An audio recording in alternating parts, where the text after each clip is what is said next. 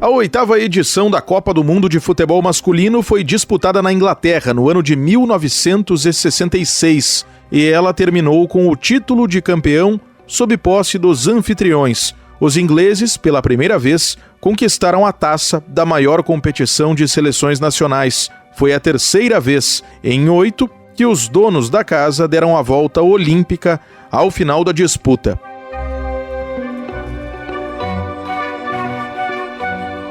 Eu sou o jornalista Diego Brião e o Estação História é uma produção RWCast, que é a central de podcasts do grupo Rádio Web. Te convido para, a partir de agora, relembrarmos a Copa do Mundo de 1966. A Copa de 66 reuniu 16 equipes, como era o habitual naquele momento da história da competição. A capital, Londres, e outras 6 cidades receberam partidas. Foram sedes Birmingham, Liverpool, Manchester, Middlesbrough, Sheffield e Sunderland. Na fase de grupos, as equipes foram divididas em 4 chaves. O Brasil integrou o grupo C, juntamente com Bulgária, Hungria e Portugal. Porém, a seleção brasileira não fez uma campanha digna de um lugar especial na história do futebol nacional. Na partida de estreia, houve uma vitória, a única, por 2-0 contra a Bulgária, com gols dos históricos atacantes Pelé, do Santos, e Garrincha, que jogava pelo Corinthians à época.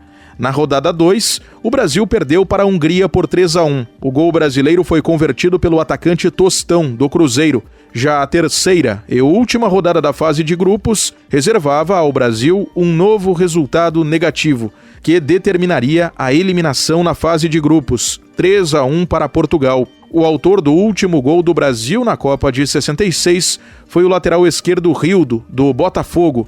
A seleção brasileira era treinada por Vicente Feola, que fora o técnico da campanha do título na Copa de 1958, realizada na Suécia. Feola foi um histórico meio-campista do São Paulo, além de ter defendido a camisa do Boca Juniors da Argentina.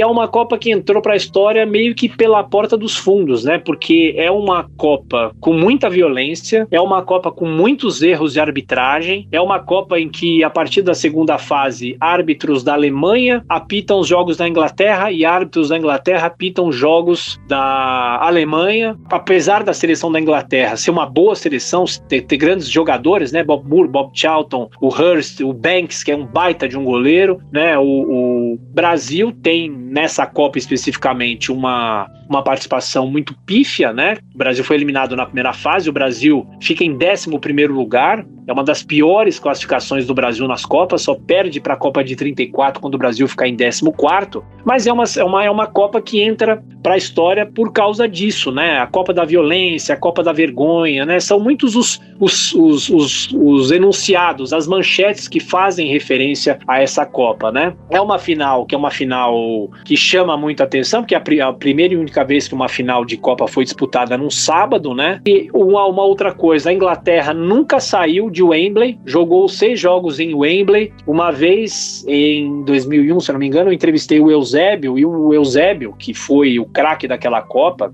o artilheiro daquela Copa. Portugal ficou em 3º lugar, né? O time português era treinado por um brasileiro que era o Otto Glória. Ele tinha muita mágoa daquela Copa porque a semifinal, a Inglaterra não deveria ter jogado em Wembley, deveria ter jogado em Liverpool. E Portugal deveria ter jogado em Wembley, na semifinal, que foi contra a União Soviética, né? Então, é muito curioso isso, né? Porque o time português era um time, na comparação com a Inglaterra, era um time muito mais habilidoso, né? Jogando muito com a característica do futebol sul-americano, né? Então, só para lembrar, a seleção portuguesa perde, né, para a Inglaterra na semifinal e a Alemanha ganha da União Soviética na semifinal, e aí que o Eusébio falava, né, que o jogo contra a Inglaterra deveria ter sido em Liverpool. Tiago Berrais é jornalista e autor de livros sobre a Copa do Mundo, como, por exemplo, a obra intitulada Biografia das Copas, o maior espetáculo da Terra no rádio, na TV e nos jornais. Esta obra foi publicada pela editora 11 Cultural. Tiago concedeu entrevista ao Estação História. A Copa de 66 foi, por exemplo, a última disputada pelo atacante Garrincha. O histórico atleta do Botafogo jogou os mundiais de 58 e de 62, quando o Brasil ganhou as primeiras 2 taças nesta competição. Em 62, no Chile, em especial, Garrincha foi uma peça decisiva da equipe que era treinada por Aimoré Moreira. Fora de campo, a Copa de 66 também deixou marcas importantes.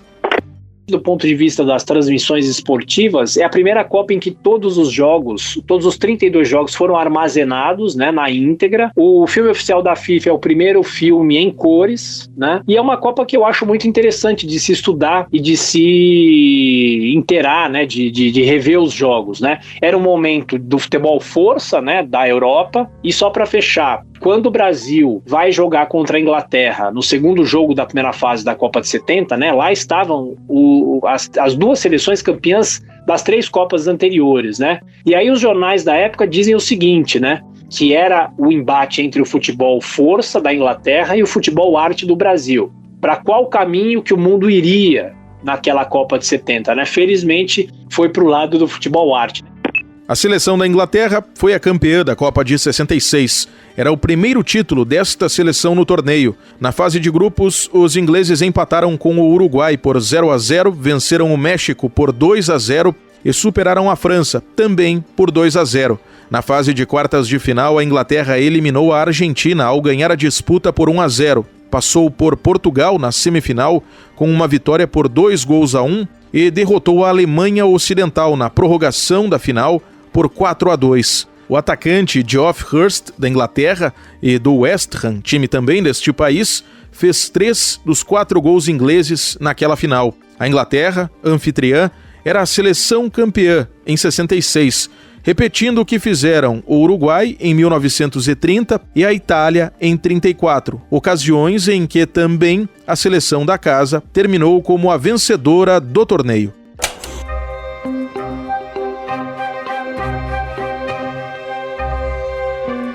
Este foi o Estação História de número 266, origens das informações utilizadas ao longo desta edição. Federação de Futebol Internacional Associado, FIFA, The Football Association, que é a Federação Inglesa de Futebol, e a entrevista concedida pelo jornalista e escritor Tiago Berraich. Grupo Rádio Web. Produção e apresentação Diego Obrião, edição Mário Melo, coordenação da RWCast Rafaela Martinez, gerência de conteúdo Mariana de Freitas e direção de jornalismo Daniela Madeira. Nos principais agregadores de podcasts, nas quartas-feiras, é possível ter acesso às novas edições. Até a próxima recordação.